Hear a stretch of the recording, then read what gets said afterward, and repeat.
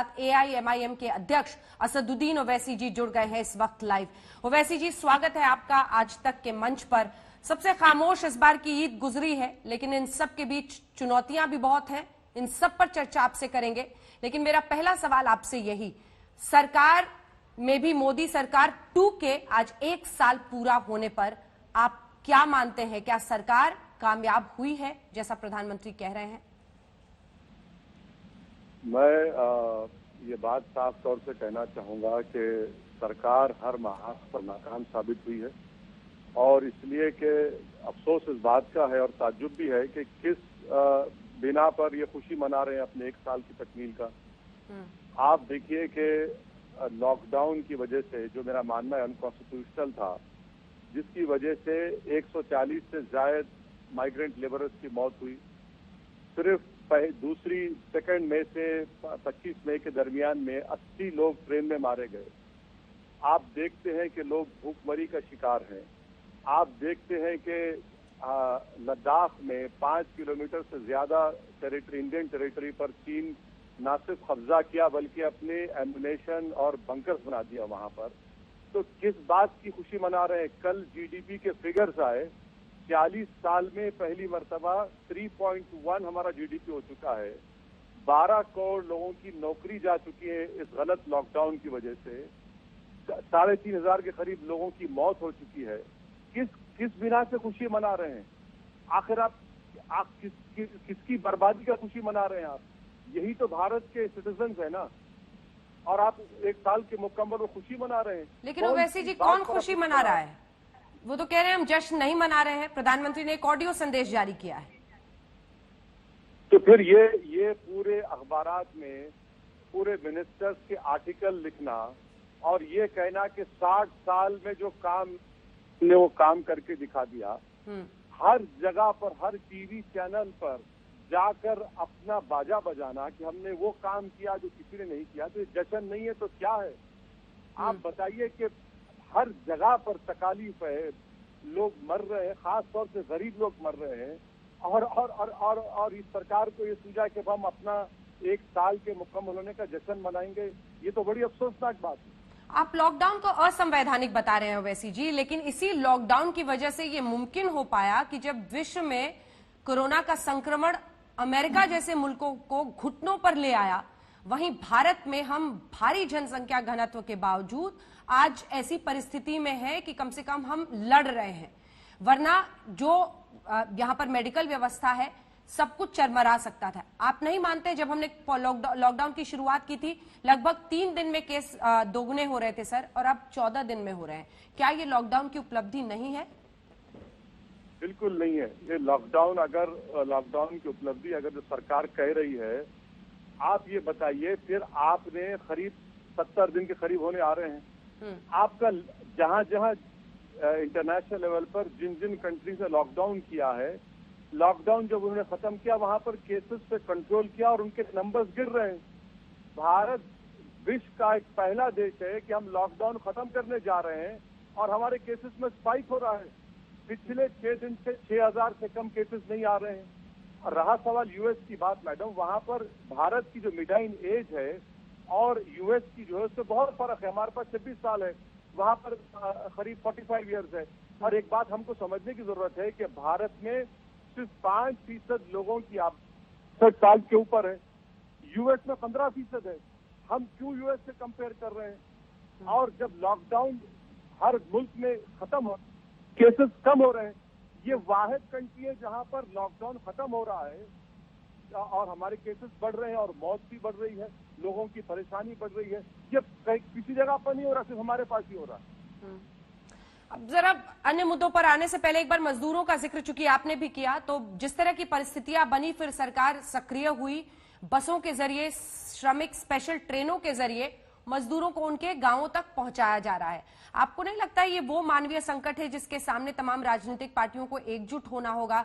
राज्यों को हम आपस में टकराते देख रहे हैं इन विषयों पर, रेल मंत्रालय के साथ भिड़ी हुई है। ये एक मानवीय समस्या है जिसका मिलकर सबको हल निकालना था। मैडम, और क्या कोऑपरेट करेंगे? आपने अनकॉन्स्टिट्यूशनल अनप्लान लॉकडाउन देश पर थोप दिया और देश की गरीब जनता जिसको सरकार ने एक पैसा नहीं दिया, वो बर्दाश्त कर रही है। मैं आपको एक मिसाल दे रहा हूं कि हैदराबाद कॉन्स्टिट्यूएंसी में 60,000 मोटरसाइकिल सीज हुए, कई वाकयात पुलिस के हुए, लोग खामोशी से इसका कबूल किए।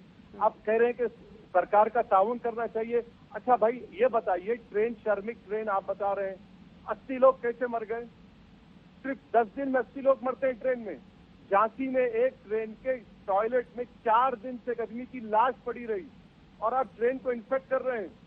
आप फाइनेंस मिनिस्टर को ये तक पता नहीं कि कितने माइग्रेंट लेबर भारत में हैं और कितने जा रहे हैं।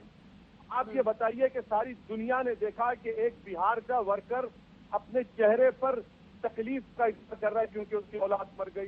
दुनिया ने देखा कि ट्रेन के स्टेशन मासूम बच्चा अपनी मां की लाश के पास खेल रहा है। इसका जवाब कौन देगा? 2 महीने में आपने, अगर आज आप लेबरर्स को लिख जा रहे हैं, किसने रोका आपको 25 मार्च से लिख जाने के लिए? जबकि केसेस में स्पाइक हो रहा है। इनकी अक्लमंदी देखिए, इनकी दानिशमंदी देखिए, इनका विजन देखिए कि जब केसेस में स्पाइक हो रहा है और इकोनॉमी को आप खोल रहे हैं, ऐसे वक्त में हमको हमारे माइग्रेंट लेबर्स की जरूरत है। आप उनको भिजा रहे हैं, केसेस स्पाइक हो रहा है और आप गवर्नमेंट कह रही है कि हमसे कोऑपरेट करिए। अरे भाई, आपको किसने रोका था कि एक पायलट दिल्ली से उड़ता है मॉस्को के लिए, बीच हवा में मालूम होता है कि पॉजिटिव पेशेंट है। ये आपका ऑर्गेनाइजेशन है कि पायलट को भिजा दे रहे हैं आप, वो पॉजिटिव निकलता है। आप बताइए मैडम, पानी पीने को नहीं है। अबरार एक लड़का मर गया, मेरे हैदराबाद से बिहार को ट्रेन जाती है, सुनील बच्चा मर गया। इसका जिम्मेदार कौन है? कोऑपरेशन। अरे आप क्या कर रहे हैं? सुप्रीम कोर्ट में झूठ का और सुप्रीम कोर्ट को कहना पड़ा कि बगैर पैसे ले दीजिए। तेलंगाना गवर्नमेंट ने 5 लाख माइग्रेंट लेबरर्स को भिजाने के लिए 6 करोड़ का खर्चा किया। हर महाज पर मोदी सरकार नाकाम नहीं बल्कि अटर फेलियर कहा जा सकता है इसको।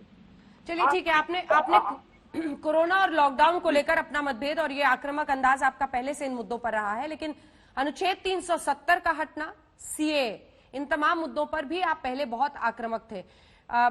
आगे बढ़ने से पहले, सवाल पूछने से पहले मैं बस ये जानना चाहती थी कि आपका स्टैंड अभी भी वही है या लॉकडाउन ने थोड़ा परिवर्तित किया है आपके मूड को? नहीं मैडम, मेरी मौत ही मेरा पोजीशन बदल सकती है। जब तक मैं जिंदा रहूंगा, मैं उन सियासतदानों की तरह नहीं हूं जो शाम में एक, सुबह में एक, दोपहर में एक बात करते हैं। 370 आपने हटा दिया, फिर हमारा लेफ्टिनेंट कर्नल कैसे मर गया, मेजर बच्चा कैसा मर गया हमारा, कश्मीर श्रीनगर के अंदर 15 घर बर्बाद हो जाते हैं, लद्दाख के अंदर आपने कहा यूनियन टेरिटरी बना दिया 370 को हटाकर। भाई साहब, 5 किलोमीटर पर होम मिनिस्टर साहब जवाब क्यों नहीं देते? आईटीबीपी आपके तहत है, आप जवाब नहीं देते। आखिर आप चीन से बात कर रहे हैं मैडम, तो बताइए ना क्या बात कर रहे हैं चीन से आप? आपने देश को झूठ का डोकलम में, आपने झूठ का डोकलम में आज भी पहले से ज्यादा उनके बंकर्स बन चुके हैं। सैटेलाइट के फोटो से झूठ नहीं बोल सकते। और हमारे प्रधानमंत्री इतने 56 इंच के स्ट्रॉन्ग लीडर कि अपने मूड का इजहार देश से नहीं करते, अपने मूड का इजहार हजरत ट्रम्प से करते हैं। और ट्रम्प कहता है कि Modi is in bad mood. What about the country? देश को तो मालूम होना चाहिए ना कि प्रधानमंत्री चीन के बारे में क्यों नहीं कहते। आपने ममलापुरम किया, वुहान स्पिरिट किया, उसके बावजूद भी 370 हटाया और लद्दाख में 5 किलोमीटर पर हजारों चीन की फौज भारत की जमीन पर कब्जा करके बैठी है। इस पर बीजेपी खामोश है। ऐसा लगता है कि उन्होंने मौत को देख लिया, खामोश बैठे हुए हैं। इस पर औपचारिक रूप से तो नहीं, लेकिन ये कहा जा रहा है कि प्रधानमंत्री की अभी चीन के इस लॉकडाउन के बाद बातचीत नहीं हुई है ट्रंप से। तो आप ट्रंप पर भरोसा करेंगे या प्रधानमंत्री पर? हमारी देश के गवर्नमेंट को कहना चाहिए कि ट्रंप झूठा है, झूठ बोलता है।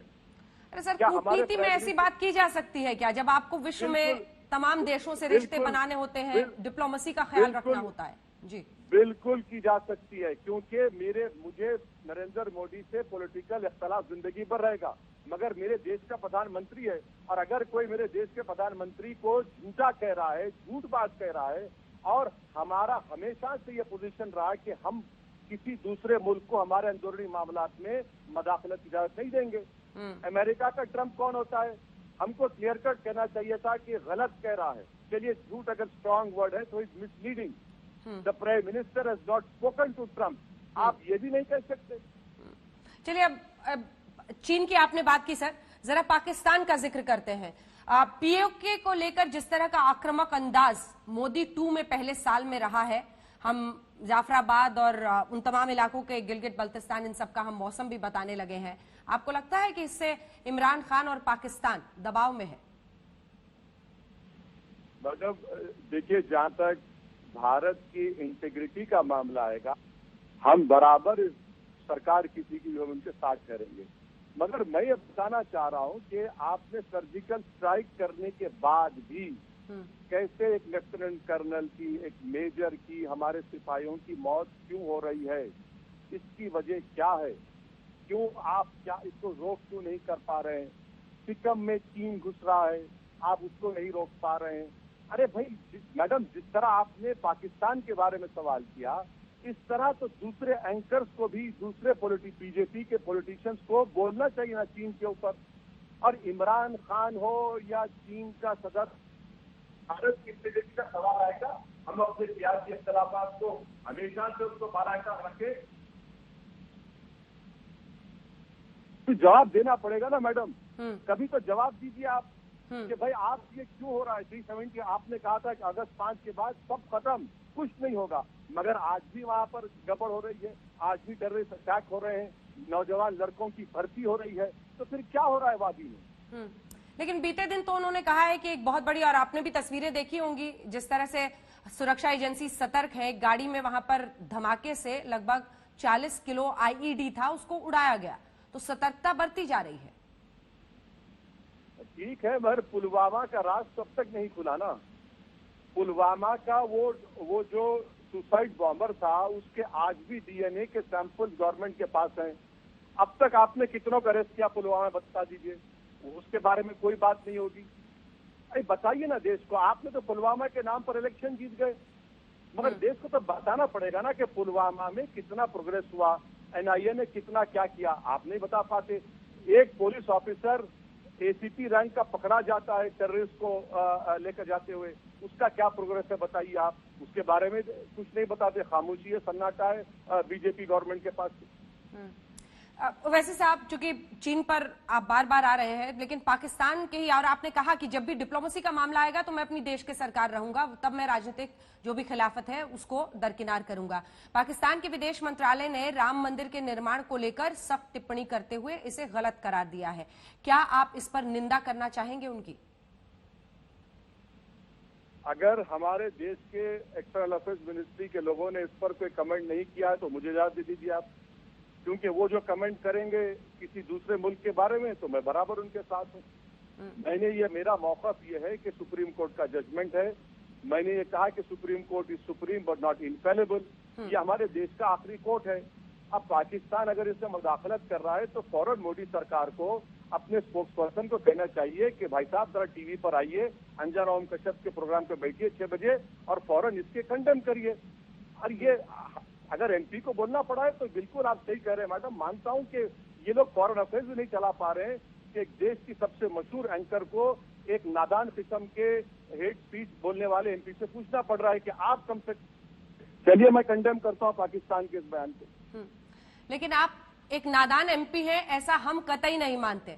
आप अपनी बात बहुत जोरदार और धारदार तरीके से रखते हैं, इसीलिए आपको हमेशा आमंत्रित करते हैं, क्योंकि विपक्ष की आवाज भी बुलंद होनी चाहिए एक ऐसे दिन जब सरकार 6 साल पूरी कर रही है और दूसरे कार्यकाल में पहला वर्ष। अब मैं आती हूं सर, पूरे कोरोना की जो लड़ाई है उसमें हम जिस तरह से राज्यों को देख रहे हैं, महाराष्ट्र में आंकड़े सबसे ज्यादा हैं, दिल्ली में भी है, गुजरात में बहुत ज्यादा है, और इन सब के बीच पलायन का ये मुद्दा जो लगातार उठ रहा है। लेकिन दिक्कत यह है कि राज्य भी अपनी भूमिका में कहीं 2 कदम पीछे हटते हैं। ममता बनर्जी कहती हैं कि श्रमिक स्पेशल नहीं, आपने कोरोना स्पेशल बना दिया है, आप ठूस ठूस कर लोगों को भेज रहे हैं। मतलब हर राज्य लगभग, किसी एक को पिकआउट करना शायद नाइंसाफी होगी, उनको कोरोना कैरियर्स की तरह ट्रीट कर रहे हैं। इसका क्या इलाज है?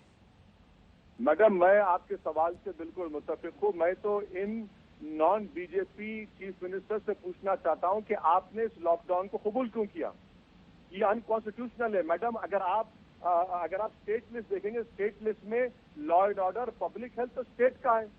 आज क्यों ममता बनर्जी चीखें मार रही है? आप पहले 25 को कह देना चाहिए था कि लॉकडाउन होगा तो हमारे स्टेट के रिक्वायरमेंट होगा, क्योंकि ये अनकॉन्स्टिट्यूशनल है और हमको कॉन्स्टिट्यूशन इस बात की इजाजत देता है, आपने जब नहीं कहा। अब रहा सवाल स्टेट की शिकायत का, मैडम मैं आपसे कहना चाह रहा हूं कि बीजेपी की सरकार इस प्रोग्राम में आकर कह दे कि आपने स्टेट को कितना पैसा दिया। तेलंगाना की सरकार 6 करोड़ रुपए अपना जेब से देती है माइग्रेंट लेबरर्स को भिजाने के लिए। हमारा चीफ मिनिस्टर पुकार कर इस बात का डिमांड कर रहा है कि स्टेट का जो लोन है उसको डिफर करिए, आप नहीं करते।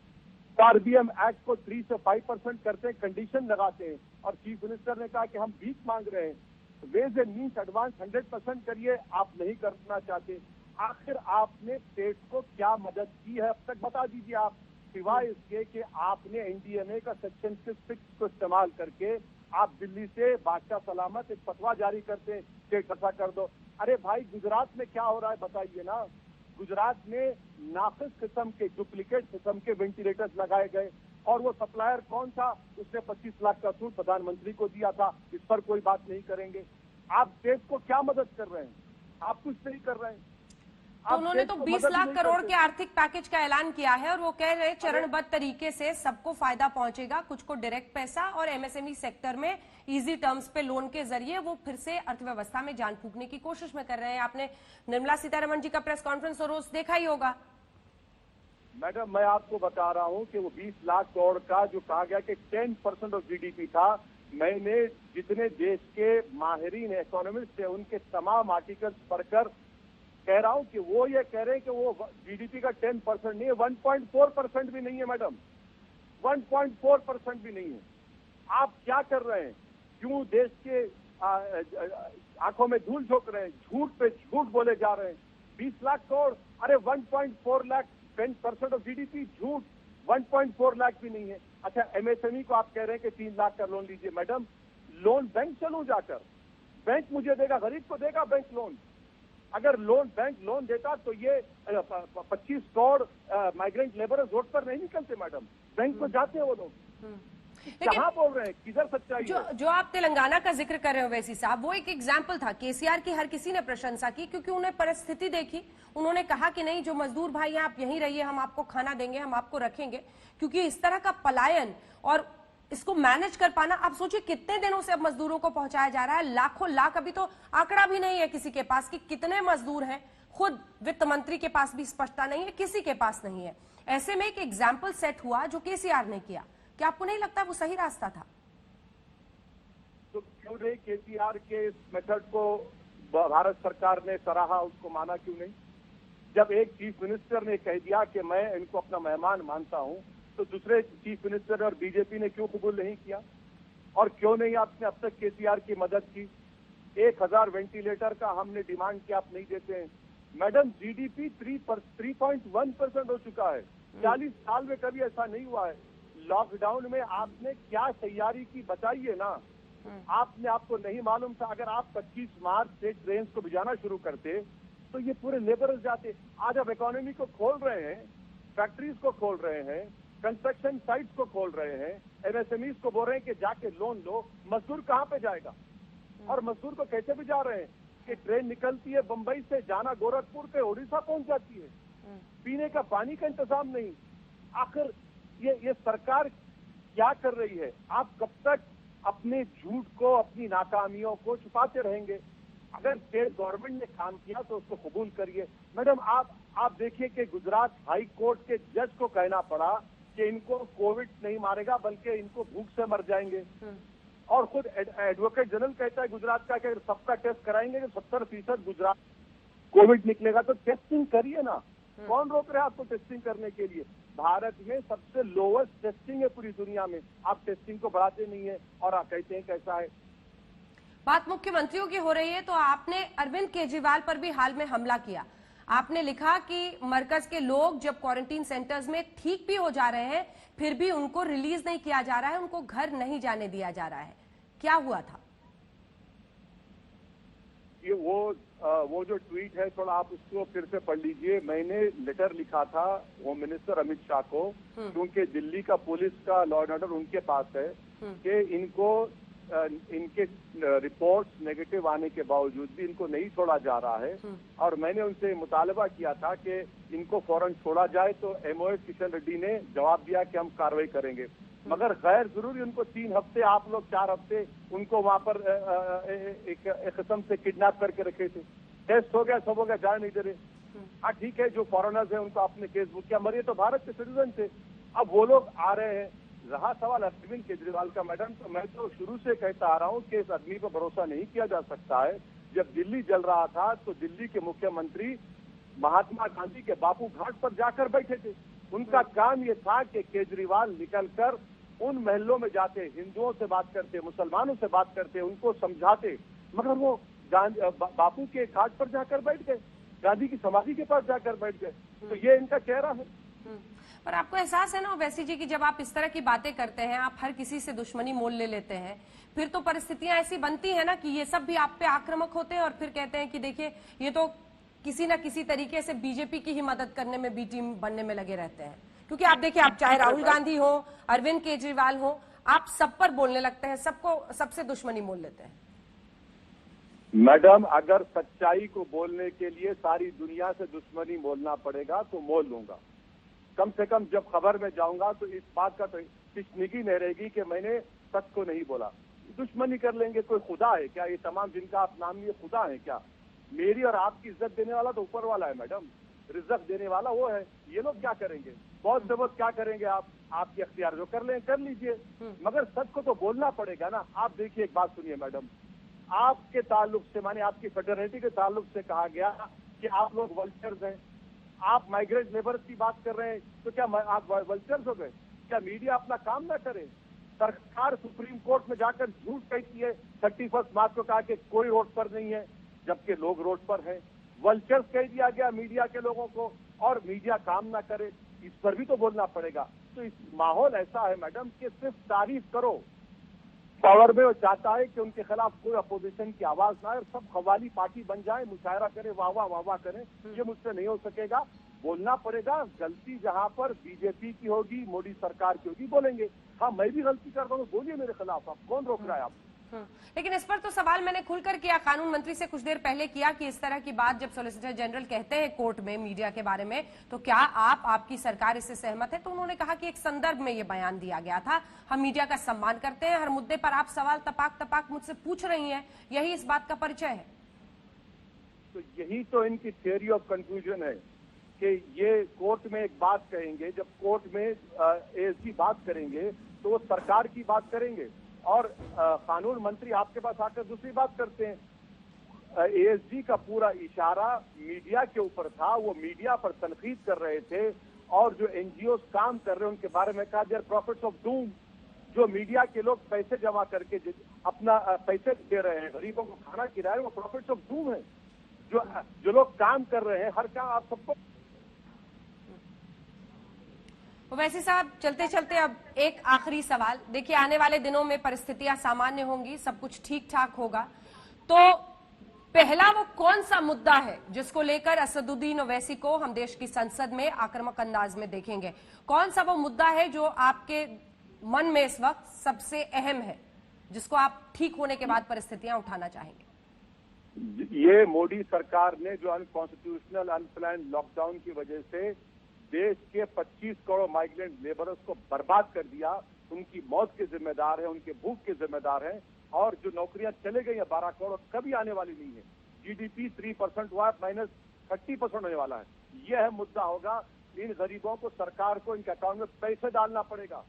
अब या तैयार हो जाइए, देश की जनता को बताना चाह रहा हूं कि बहुत बुरे दिन आने वाले हैं, और इसलिए कि मोदी सरकार की गलत प्लानिंग की वजह से, इनके धोखे की वजह से लोगों को कह दिया कि थाली बजाओ, दिए जलाओ। आज 25 करोड़ लोग नौकरियां को बेरोजगार हो चुके हैं। अच्छा सर, ठीक है, एक सवाल मेरे मन में जो शुरू में भी मैं पूछना चाह रही थी, लॉकडाउन लागू करने की सही नीति क्या होती है? अगर अनप्लान था तो सही तरीका क्या है? मैडम सही तरीका यह होता कि मुझे और आपको 10 दिन का टाइम दिया जाता। सर फिर तो संक्रमण बढ़ जाता ना। पहला केस 30 जनवरी को आया था सर। बिल्कुल बिल्कुल मैडम, पहली 30 जनवरी से लेकर 15 मार्च तक 15 लाख आपने पैसेंजर्स को अलाउ किया इंडिया में। क्यों अलाउ किया? आपने टेस्टिंग शुरू कर सकते थे। आप माइग्रेंट लेबरर्स को आज भी जा रहे हैं, आप उनको पहले भी जाते। सिर्फ माइग्रेंट लेबरर्स को आप कुछ नहीं करते, आप टेस्टिंग को बढ़ाते, आप अस्पतालों में आईसी यूनिट बढ़ाते, बेड कैपेसिटी बढ़ाते। क्या हो रहा है मैडम? आज दिल्ली में लाशें रखने की जगह नहीं है। दिल्ली के अस्पताल में कंटेनर लाकर रखा गया है कि लाशों को उसमें रखा जाएगा। ये भारत में हो रहा है। हम चांद पर सैटेलाइट भेजना चाह रहे हैं और गरीबों से इनकी जिंदगी का ये हाल करेंगे। अफसोस होता है कि एक साल के मुकम्मल पर बीजेपी खुशियां मना रही है। अरे आप बर्बादी पर, किसी की लाशों पर अपनी खुशियां मत मनाइए। लेकिन चलते चलते एक आखिरी सवाल, क्योंकि वक्त जरा हमें और मिला है, इसीलिए ओवैसी जी आपसे ये पूछना चाहती हूं कि एक वक्त पर जब ये संक्रमण नहीं हुआ था, कल्पना करना मुश्किल था जिस तरह का विरोध हम सीएए को लेकर आपकी पार्टी की तरफ से देख रहे थे। शाहीन बाग से लेकर तमाम जगहों पर विरोध बहुत ज्यादा हो रहा था, लेकिन लॉकडाउन ने सब पर लॉक लगा दिया। सरकार पर भी लगा दिया ना मैडम। कौन सा एनपीआर? सरकार पर भी तो लग गया लॉकडाउन। एनपीआर एनआरसी कहाँ कर पाए आप बड़े बड़े दावे कर रहे थे। मैं स्टेटिस्टिकली कह रहा हूँ, कोई खुशी में नहीं कह रहा हूँ, वरना कल चला देंगे दूसरे चैनल वाले के असदुद्दीन ओवैसी, अंजन ओम कश्यप के साथ लॉकडाउन का मजाक उड़ाया। नहीं, आपके सवाल का जवाब दे रहा हूँ। लॉकडाउन की वजह से ना आप एनपीआर कर सके ना एनआरसी कर सके। अच्छा मैडम एक बात बता, ये बोलते हैं ना कि इतना इनके पास अकाउंट है। अरे भाई आप माइग्रेंट लेबरर्स का आपके पास क्या है बताइए ना। एक प्रेस कॉन्फ्रेंस में आपने देखा लेबर मिनिस्टर को? कहाँ है लेबर मिनिस्टर? हमारे लेबर मिनिस्टर एक प्रेस कॉन्फ्रेंस में नहीं बैठते। बेचारे शरीफ आदमी है, सीनियर एमपी है 7 मरतबा के, मगर कहीं पर नजर नहीं आते। लेकिन जिन जनधन खाता बनाने पर एक वक्त पर आप लोग मजाक उड़ाते थे, उनका कहना है कि हमने सबका खाता खोला तभी तो हम डायरेक्ट ट्रांसफर के जरिए जितनों को भी मदद पहुंचा पा रहे हैं, पहुंचा रहे हैं। क्या अगर आपका जनधन अकाउंट इतना कामयाब होता मैडम, तो वो बच्चा अपनी माँ के लाश के पास खेलता नहीं। अगर आपका जनधन अकाउंट इतना कामयाब होता तो ट्रेन में 85 लोग नहीं मरते। अगर आपका जनधन अकाउंट इतना कामयाब होता तो देश में आज एक माइग्रेंट लेबर्स वापस नहीं जाते अपने घर को। आपका जनधन अकाउंट कामयाब हुआ। अगर बीजेपी ये कह रही है तो उनको शर्म आनी चाहिए। हकीकत की दुनिया में आइए, रियलिटी को फेस करिए। अगर आपका जनधन अकाउंट इतना कामयाब होता तो ट्रेन में लोग पानी के लिए नहीं मरते। ये जनधन अकाउंट है आपका।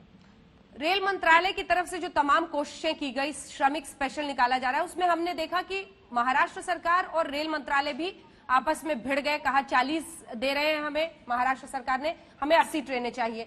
पीयूष गोयल जी ने रात में ट्वीट किया कि हम 125 देने को तैयार हैं, आप हमें लिस्ट दे दीजिए। रात के 2 बजे तक वो वेट करते रहे, फिर उन्होंने ट्वीट किया कि मुझे अभी तक सूची नहीं मिली है, और फिर पता चला कि उन्होंने 45 ट्रेनों की सूची दी थी, जिनमें से 4 पश्चिम बंगाल के थे, अम्फान तूफान की वजह से नहीं जा सकते थे, तो 41 गए। ये विरोधाभास क्या कहता है राज्य सरकारों और रेल मंत्रालय की नीति पर? पीयूष गोयल साहब की जितनी तारीफ की जाए कम है मैडम। वो बहुत बेहतरीन आदमी है, इतने बेहतरीन है कि उन्होंने टाइम्स ऑफ इंडिया के इंटरव्यू में कह दिया कि भूख से तो कोई मर ही नहीं रहा है। इतने काबिल है वो, इतने काबिल है कि कह दिया कि भूख से कोई मर ही नहीं रहा है। अरे पीयूष भाई, आप कौन सी दुनिया में है? आप ट्रेन में, अच्छा ट्रेन चलिए, वो बात आपकी सही है, ट्रेन में पीने का पानी इंतजाम नहीं कर सकते आप। जी ओवैसी जी, बहुत बहुत धन्यवाद आपका हमारे साथ ई एजेंडा में शामिल होने के लिए।